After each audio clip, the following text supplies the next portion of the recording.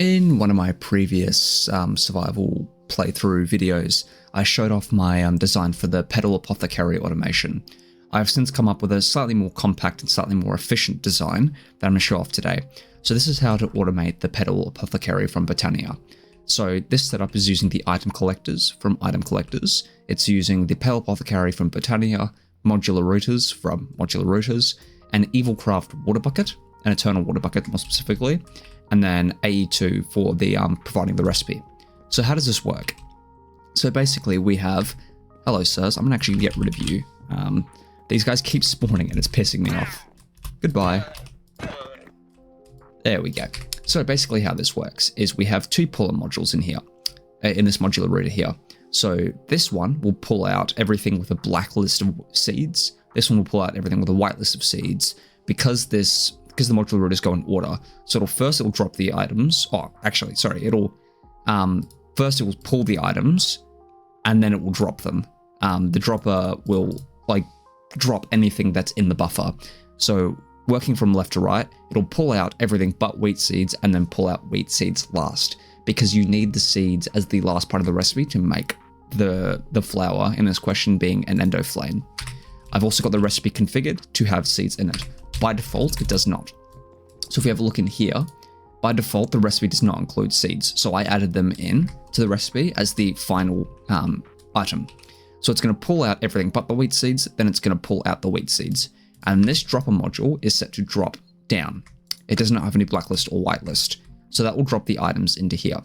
This one has a eternal water bucket in it and an activator module.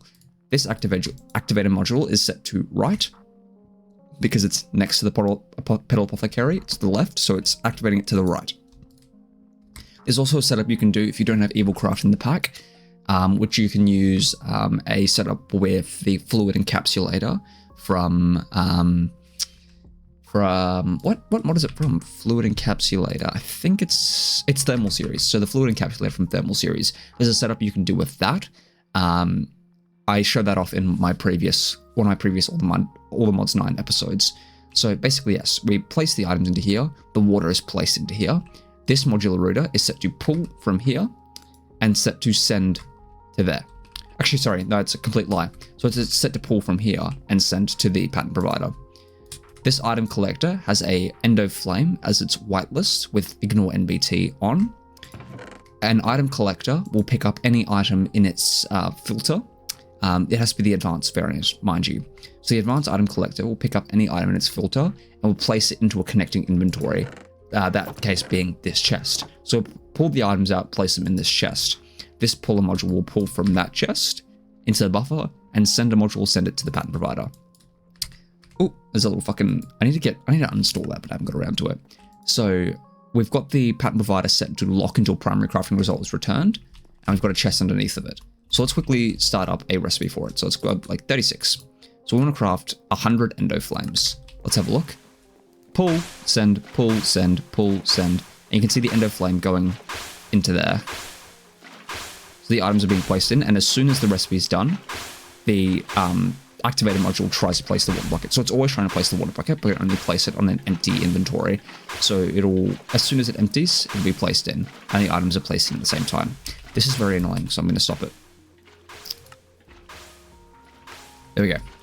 So another setup you could use, if you don't have access to Evilcraft in the pack, is a fluid encapsulator with a sink on top of it, connected via a whatever fluid transfer pipe you desire, and then just set the input to be a bucket, and then, set the one of the sides to input for the bucket to come in, and one of the sides to output for the water bucket to come out.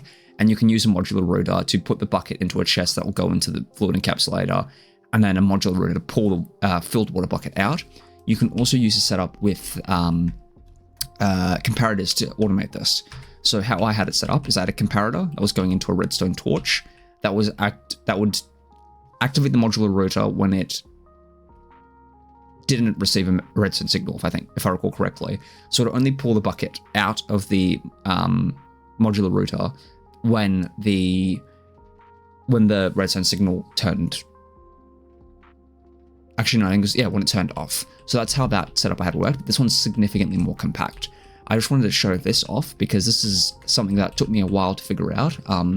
And this new design, well, it didn't take me as long to figure out, is much more efficient, and I just wanted to show it off in its own video.